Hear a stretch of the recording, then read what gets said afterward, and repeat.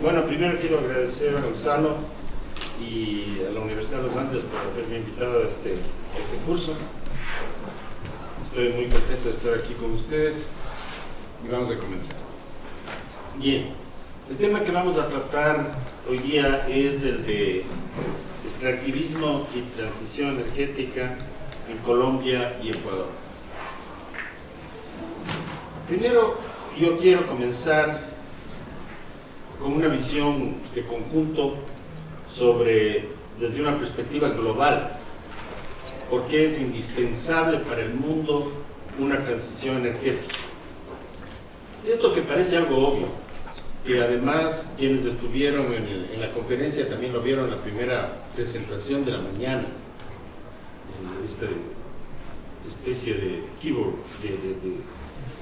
keynote speak que tuvimos, donde se vio claramente por qué era tan importante la transición energética justa. A veces no es tan claro en América Latina, primero porque en América Latina todavía hay muy poca conciencia ambiental, y segundo porque tenemos una constatación de que la mayoría de los gobiernos, por lo menos, han hecho muy poco, como una política de larga duración hacia la transición energética o una política de sustentabilidad. La mayoría de los gobiernos en general consideran que ese es un tema remoto, más allá de un discurso que generalmente es vacío, se hace muy poco. Entonces es importante tratar de mencionar que aparece una nueva coyuntura. Y en esa nueva coyuntura hay algunos hechos importantes. Yo quiero mencionar en primer lugar el nuevo gobierno de Colombia, y en segundo lugar una consulta que va a haber de aquí a un mes, el 20 de agosto, sobre si dejar o no el crudo bajo tierra en el Parque Nacional Yasuní. Esto es algo muy importante que tiene trascendencia global. Bueno, ese es el contexto. Entonces, en esta primera parte vamos a tratar de mencionar, bueno, aquí en este gráfico lo que les quiero demostrar claramente, este es un gráfico sobre la huella ecológica mundial, y hay una línea roja que está en el medio. Esta línea roja es la capacidad de resiliencia del planeta. Y observen ustedes que la actividad humana sobrepasó a inicios de los 70 la capacidad de resiliencia del planeta, y ahora en términos ecológicos necesitamos más o menos más de un planeta y medio de recursos para compensar el impacto de la actividad humana. Como los planetas no se pueden construir y tampoco podemos ir a Marte a traer recursos, entonces eso crea un déficit, el cual el planeta tarde o temprano se va a cobrar. Ya desde un punto de vista más específico, aquí hay el trabajo hecho por el Instituto Ambiental de Estocolmo, que sostiene que el planeta enfrenta 4 problemas ecológicos en los cuales clarísimamente se ha sobrepasado esta capacidad de resiliencia. El primero es el cambio climático, el segundo la pérdida de biodiversidad, estamos enfrentando la 6ª extinción masiva de la historia de la Tierra. El tercero, en realidad, es la deforestación, la destrucción de los bosques.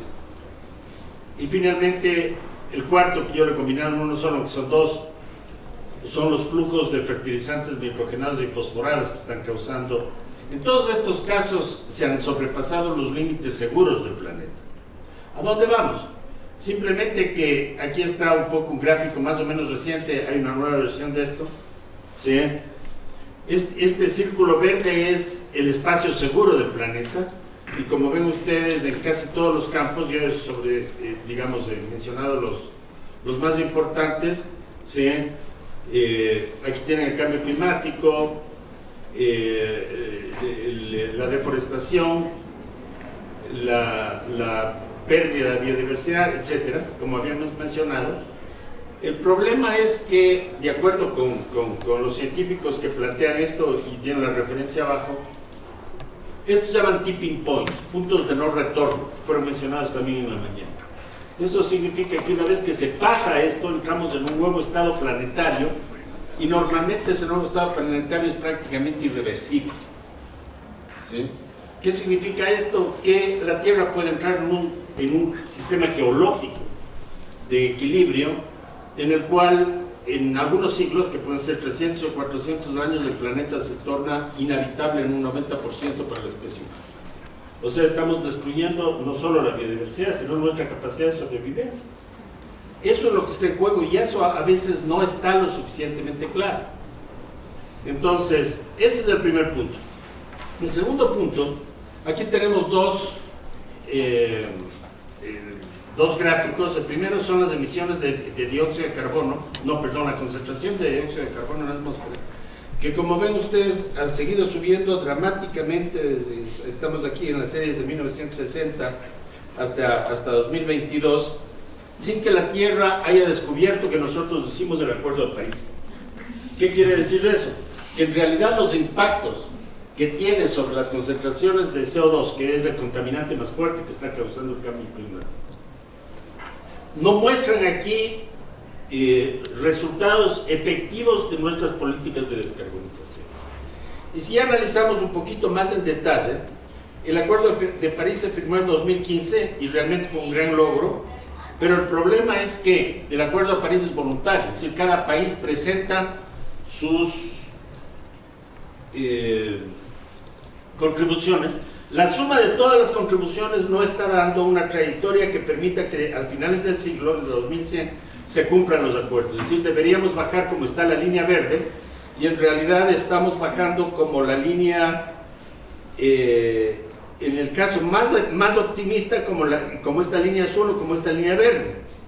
Y queda un gap, esto quiere decir que queda una brecha, y esta brecha se va acumulando con el tiempo. Esto quiere decir en definitiva que hay evidencia clarísima de que las políticas de mitigación son insuficientes. ¿En qué se basan esas políticas de mitigación? Básicamente se han basado en reducir la demanda a través de mercados de carbono, subir los precios, el precio del carbono, incentivar energías limpias. Lo que nosotros planteamos aquí es que eso, que puede tener algún efecto, en realidad resulta bastante inadecuado. Observen ustedes que apenas la quinta parte de las emisiones mundiales están sujetos a precios de carbono y los precios son bastante bajos. Entonces necesita hacer algo más. Y aquí viene una tesis que hemos estado planteando desde hace mucho tiempo, que sostiene, y esto está comprobado por la ciencia, que más de 2/3 partes, y esto es importante en el Ecuador y Colombia. Recuerden que Colombia es un país exportador de carbón mineral y petróleo, que son los dos productos más importantes de Colombia. ¿Qué dice la ciencia? Nos dice que 2/3 partes de las reservas probadas de carbón, petróleo y gas, y hay perspectivas de gas en Colombia muy grandes en el Caribe, ¿sí?, deben mantenerse inexplotadas si queremos cumplir con los acuerdos de París. Si sacamos todas las reservas y las quemamos, simplemente es prácticamente seguro que el planeta se torne inhabitable en un 90% en los próximos 200 o 300 años. El nivel del mar puede llegar a subir 60 metros. Piensen en eso, ¿sí? Esa es la realidad. Entonces, desde ese punto de vista es fundamental esta idea de comenzar a pensar en reducir no solamente la demanda, sino la oferta de combustibles fósiles. Este es el primer punto de partida del cual yo quiero comenzar explicando y luego compararle con la política actual que se ha planteado el actual gobierno colombiano. En realidad, para mi modo de ver, la política de transición energética planteada por el actual gobierno es única en América Latina. Es la primera vez que un gobierno latinoamericano se plantea una estrategia explícita, gradual y progresiva, en primer lugar para reducir la dependencia de combustibles fósiles, en este caso principalmente el petróleo. Por ejemplo, prohibiendo el fracking, que eso se mantiene todavía. Entiendo que ha habido varios tropiezos y dificultades en la aplicación de la política del actual gobierno en Colombia, pero que de todas maneras hay ciertas cosas que se mantienen. En segundo lugar, es un precedente importante porque es la primera vez que un gobierno latinoamericano establece una política que incluye la reducción de las dependencias del combustibles fósiles. Es decir, un objetivo que es reducir la importancia del petróleo en la economía colombiana. Y esta importancia, como vemos ustedes, es muy, muy grande. Entonces, este es el primer punto que me parece significativo mencionar. Y ahora, bueno, ¿qué es una política de transición energética? Básicamente es una política de descarbonización de la economía. Yo les he traído un gráfico planteado con fuentes internacionales sobre la estructura de las emisiones de gases invernadero en Colombia desde 1990. Primero, hay una tendencia ascendente, lo cual es bastante grave. Eso generalmente se ocurre en todos los países de América Latina. En realidad, los países industrializados están reduciendo sus emisiones, mientras América Latina continúa incrementándolas. Pero si las analizamos por partes, como ocurre también en Ecuador y Perú, también en Colombia, esta franja gris representa las emisiones por deforestación, que normalmente no son tomadas en cuenta en los estudios porque es más difícil medirlas, pero que existen evidentemente, y como ven ustedes representan tal vez el 30, por lo menos aproximadamente un tercio de las emisiones totales de Colombia, y además es el componente más importante. Abajo tenemos la agricultura, que a través de las emisiones de metano en la ganadería también es muy grande. Esas son como las dos más importantes. Entonces, si necesitamos una política de descarbonización, tenemos evidentemente que reducir la deforestación como un componente importante. Eso porque a veces se olvida la situación. La deforestación, bueno, obviamente se da en todo el país, pero principalmente en la Amazonia. Aquí vemos la enorme dependencia de la economía colombiana de los combustibles fósiles. Esto es la estructura de las exportaciones de Colombia en 2020. Y como ven ustedes, en este color café se encuentran los combustibles fósiles.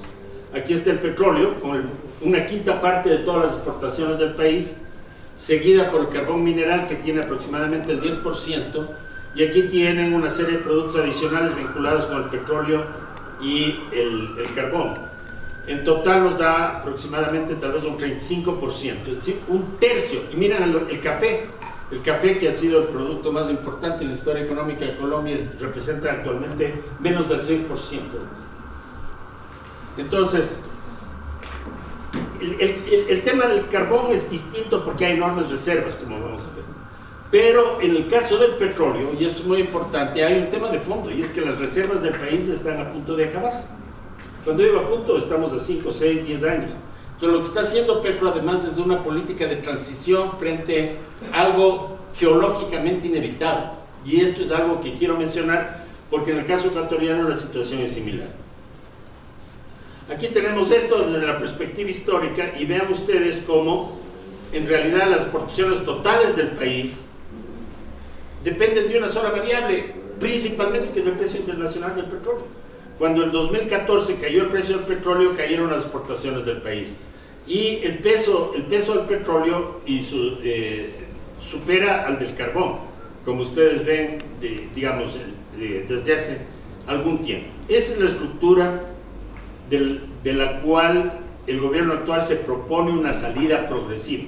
Vamos a ver cómo puede darse. Y aquí viene el otro tema que no se ha mencionado ni se conoce tanto. Esta línea representa, que es un estudio que nosotros hicimos en el panel científico amazónico, que es la pérdida de bosque primario en Colombia. El capítulo 18 de este estudio, que tiene 34 capítulos, yo estuve coordinando el capítulo, intervinieron, hay un capítulo sobre Colombia muy importante, y es el que les envié para la lectura en este curso, ¿sí? A lo mejor les puedo enviar la versión castellana si tienen dificultades para leer en inglés, pero no está todavía publicada, es decir, pueden tener algunos errores, pero a lo mejor les resulta más fácil. En todo caso, ¿qué es lo que se desprende de aquí? Bueno, el acuerdo de paz en Colombia fue muy importante, pero un efecto negativo de ese acuerdo, que no llegó a cumplirse completamente y ha traído nuevos conflictos, es una expansión que ustedes ven aquí de los últimos años muy fuerte de la deforestación.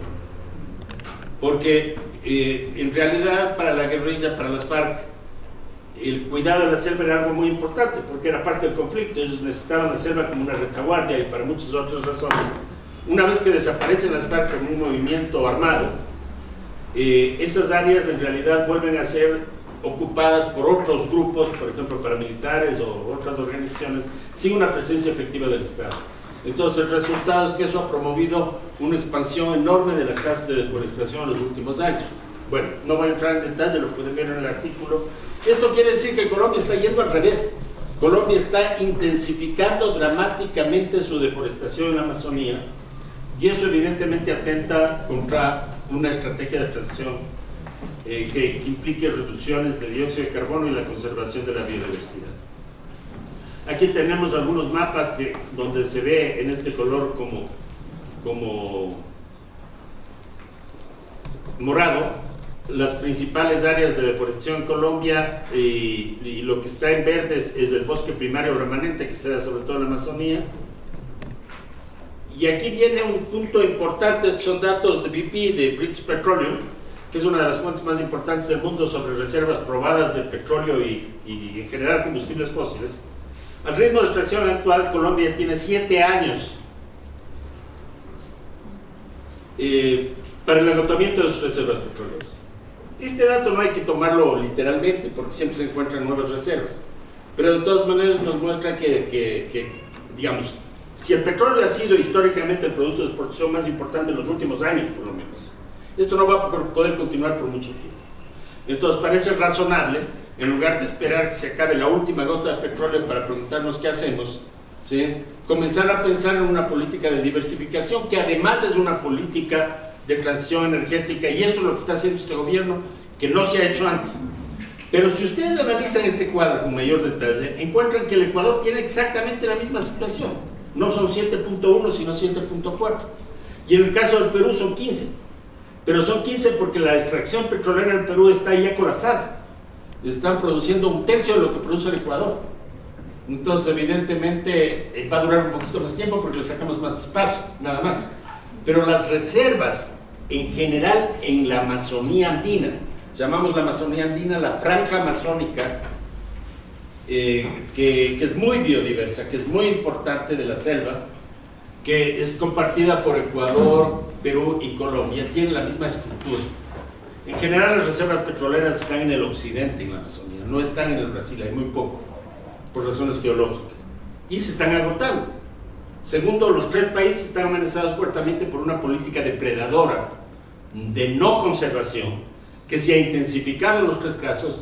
Entonces, si queremos pensar en una estrategia panamazónica, que actualmente hay una oportunidad histórica, porque ustedes vieron que hay un encuentro que se realizó la semana pasada y que va a dar lugar a una cumbre muy pronto, me parece que en 10 días o algo así, de líderes de los países amazónicos para definir una estrategia de conservación de la Amazonía. Por primera vez eso es políticamente viable. Antes no era viable porque estaba Bolsonaro. Y actualmente es posible. Entonces a mí me parece que es una gran oportunidad de que estas políticas pasen a tener una dimensión internacional. Ese es el argumento que estamos presentando aquí. Bueno, aquí tienen el tema de la frontera. No quiero detenerme mucho. Aquí está la frontera entre Ecuador y Colombia. Aquí está la deforestación tanto en la costa, en la zona de Nariño, como en la Amazonía, en la zona del Putumayo. Son muy fuertes, y esta zona fronteriza está afectada además por un problema muy grave, que es una expansión dramática del cultivo de coca en el lado colombiano, y del uso del Ecuador como un territorio dolarizado, digamos, de salida al resto del mundo, lo cual ha creado una expansión de la violencia extraordinaria y obviamente ha incrementado las presiones sobre la naturaleza, creando problemas bastante serios. Bien, entonces ahora vemos el lado ecuatoriano, y aquí quiero concentrarme en 2 cosas. Por un lado, la herencia histórica, si quieren, de la iniciativa Yasuní Tetec. No sé si todos ustedes están informados, pero en el año 2007, cuando ya quedó confirmada la presencia de una enorme reserva petrolera que estaba situada bajo el Parque Nacional Yasuní, que se conocía en ese tiempo como un área muy biodiversa, pero no conocíamos los detalles, el Ecuador planteó al mundo la necesidad de dejar bajo tierra esa reserva a cambio de una compensación internacional que podría permitir la transición energética del país y la búsqueda de un desarrollo sustentable. O sea, de los temas que estamos hablando ahora fueron presentados en el 2007 ante Naciones Unidas por el Ecuador. Bueno, al final eso no pudo concretarse por razones que no vamos a analizar en esta presentación, pero se creó un precedente importante, y es que estas políticas que están discutiendo ahora tienen un antecedente, y tiene un antecedente basado en la reducción de la extracción de petróleo, en la conservación de la biodiversidad y al mismo tiempo en una búsqueda de cooperación internacional. Y son como tres elementos claves que en este momento pueden tener vigencia en el caso de Colombia y de Ecuador también, como vamos a exponer. Aquí hay algunos detalles sobre la estructura que tenía la iniciativa, la importancia del Parque Nacional Yasuní. Pero lo que sí, esto parecía historia, 2007, imagínense, estamos en el 2023. Pero ¿qué pasó? Que cuando el gobierno ecuatoriano del presidente Correa en aquel entonces decidió abandonar la iniciativa e iniciar la extracción de petróleo, se creó una movilización social en el Ecuador y se recogieron 750,000 firmas por parte de un movimiento llamado Yasunidos. Este movimiento, principalmente juvenil, trató de aplicar un artículo de la Constitución ecuatoriana que dice que si el 5% del padrón electoral respalda un pedido, tiene que haber una consulta nacional.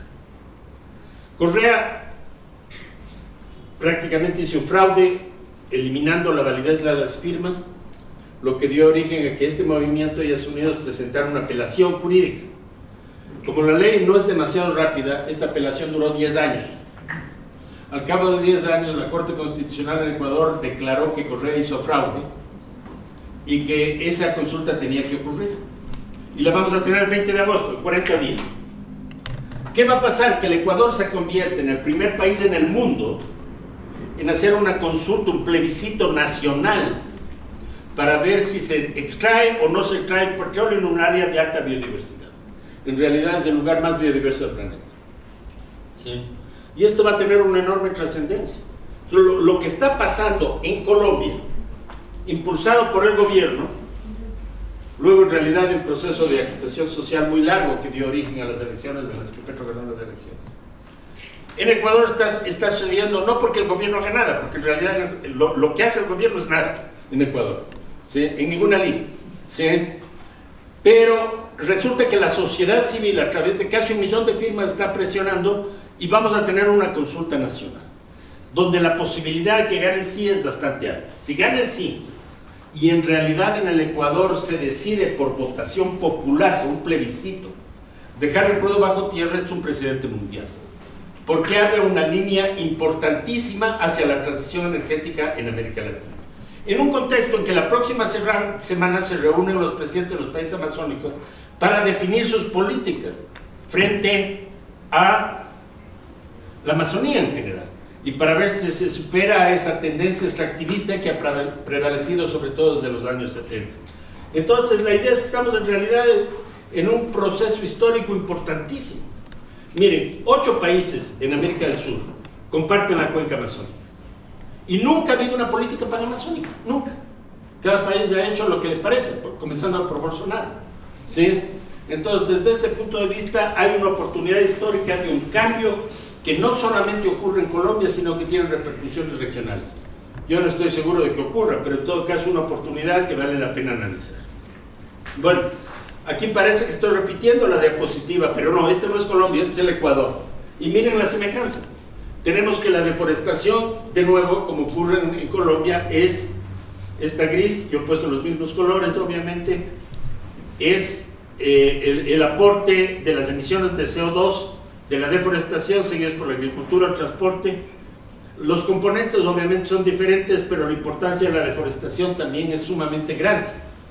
Entonces aquí hay una cosa, no se puede hacer una transición energética si no reducimos las emisiones, porque se trata de descarbonizar la economía, y esto no se puede hacer si no se detiene la deforestación. Y aquí tenemos la estructura de las exportaciones del Ecuador idéntica, con la misma fuente y de nuevo, desde hace 50 años el principal producto de exportación del Ecuador ha sido petróleo crudo, que en el año 2020 representaba 1/4 parte del total. Bueno, las reservas se están agotando en Colombia y Ecuador, pero parece que el Ecuador todavía no se ha dado cuenta, ¿no? En cambio, en Colombia sí hay una política ordenada de transición. Si nos queda poquito, tenemos que ahorrar y tenemos que buscar una forma en la que vamos a ir reduciendo eso, que va a ocurrir, nos guste o no, y luego tenemos nosotros que definir cómo integramos dentro de una estrategia ordenada de descarbonización. Aquí el cuadro es también muy interesante, miren la enorme dependencia que ha tenido históricamente el Ecuador del petróleo, y al final ven cómo el peso del petróleo se está reduciendo. Actualmente representa más o menos una cuarta parte de las exportaciones. Aquí no hubo un acuerdo de paz ni nada para el estilo, pero en todo caso en el Ecuador también tenemos una tendencia creciente, y esto está basado en fotos satelitales, o sea, la evidencia es contundente, sobre algo que es compartido también por todos los países amazónicos, que es un aumento de la deforestación, es decir, del impacto natural, del impacto humano en la naturaleza en la Amazonía. Esto solo se refiere a la Amazonía. Bueno, entonces, ahora un último punto importante. Para hacer una transición de esta naturaleza se necesita cooperación internacional. No es indispensable, pero es un componente sumamente importante. Entonces, yo quiero traerles aquí algunos datos de lo que estábamos hablando en la mañana. Just Energy Transition Partnership. Que es un acuerdo más o menos difuso, más o menos informal, que se ha creado entre los principales países desarrollados, yo estoy poniendo 3 ejemplos, ¿sí?, para ayudar a la transición a los países intensivos en energía que quieren descarbonizar su economía, básicamente. El primer acuerdo se hizo con Sudáfrica, que es un país que concentra enormemente sus exportaciones de carbón mineral. Sudáfrica recibió 8.500, no ha recibido, está a punto de recibir, es porque es un proceso que dura bastantes años. 8.500, observen la cifra, 8.500 millones de dólares. ¿De quién? De Francia, Alemania, Reino Unido, Estados Unidos y la Unión Europea, para cerrar sus plantas de carbón y desarrollar energías renovables. ¿Qué sucedió en el primer ejemplo? Luego, en noviembre del año pasado, se firmó un acuerdo parecido con Indonesia, pero mucho más grande, por 20.000 millones de dólares con la misma finalidad. Y finalmente, Vietnam acaba de recibir 15.500 millones de dólares, y los países siguen siendo los mismos para acelerar una rápida descarbonización de su economía. Es decir, ¿qué hace este programa internacional? Que agrupa contribuciones de los países industrializados para reducir la dependencia de combustibles fósiles en países estratégicos. Y se ha aplicado en estos 3 casos. Recientemente leí que hay un cuarto caso que no les he puesto aquí, pero la pregunta es que primero, no han hecho nada en América Latina, sería una oportunidad de buscar esa posibilidad. Segundo, podemos extenderlo, como se dijo en la mañana en la presentación, no solamente al carbón, porque los 3 casos están relacionados al carbón, y bueno, hacerlo al carbón de Colombia sería muy importante, pero hay una diferencia, es que las reservas de carbón de Colombia son enormes, no se van a acabar en 3 o 4 años, sino que van a durar 50. Entonces, desde ese punto de vista, al menos en el caso del petróleo, me parece que hay una oportunidad. Es decir, hay programas concretos de financiamiento internacional que han planteado un contexto que puede favorecer la transición energética en los países amazónico-andinos. Y finalmente, recordemos que en el año 2005 y los años siguientes, durante el primer gobierno de Lula, Brasil recibió la suma de 1.200 millones de dólares de Noruega y Alemania para reducir la deforestación en la Amazonía.